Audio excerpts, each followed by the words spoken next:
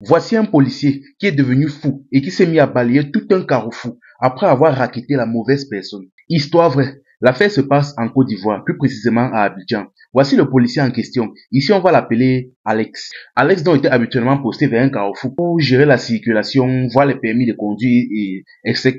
Le problème maintenant est que, bon, tout comme la plupart des policiers, il avait l'habitude de racketter ceux qui passaient. Maintenant, le problème est que tous ceux qui passaient vers le couloir d'Alexis était toujours craintif. Contrairement aux autres policiers qui avaient l'habitude aussi de racketter. Alexis était le plus craint pour la simple raison qu'il pouvait racketter la même personne plus de 5 fois dans la même journée. C'est-à-dire le même nombre de fois que tu passes devant lui. C'est le même nombre de fois qu'il te rackette, qui te prend de l'argent. Et il rackettait les gens comme ça chaque jour. Chaque jour. Ce qui se passe donc est que Alex donc venait d'entamer une relation avec une jeune fille. Une lycéenne plus précisément.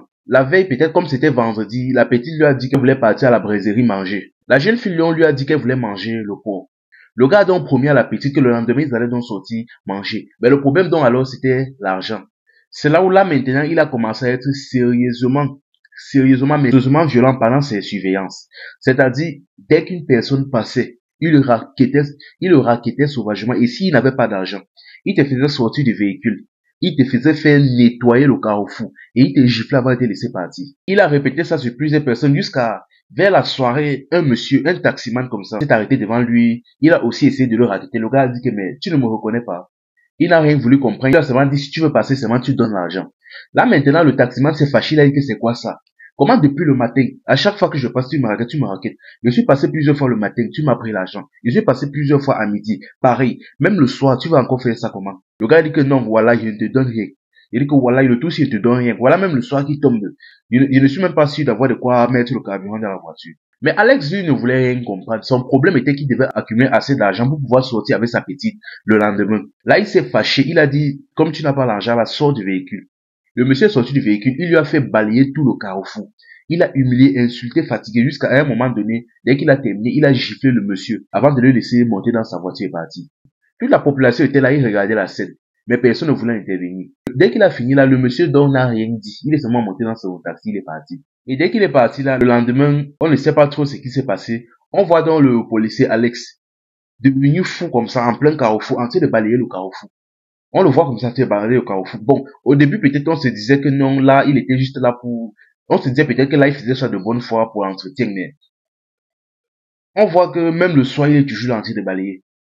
Le lendemain, jusqu'à plusieurs semaines, le gars est toujours en train de balayer. Pour ceux qui n'avaient pas encore compris, il avait été pris de folie et il balayait chaque jour le carrefour. Chaque jour.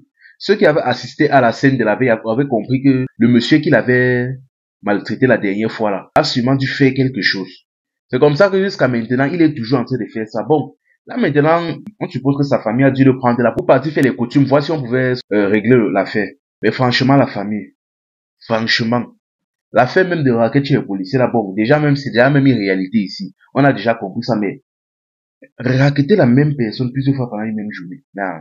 Et quand il n'a pas, tu sors, tu l'humilies. Tu l'humilies et tu le frappes en plus. On dit souvent qu'il y a un vieux dicton ici au Cameroun qui dit, je cherche, je trouve. Tu cherches, tu trouves. Franchement, être capable d'humilier quelqu'un comme ça parce que tu vas sortir avec une petite fille le lendemain. Ah! En tout cas, même dans la Bible, il dit, chaque action que tu commets, en bien ou en mal, te sera rendue au centuple. Voilà donc ça là-bas. L'action qu'il a fait, il n'a fait que commettre là. Voilà ça là-bas qui s'est retourné contre lui. Enfin bref, c'était info et amusement. Ici on s'informe et on s'amuse.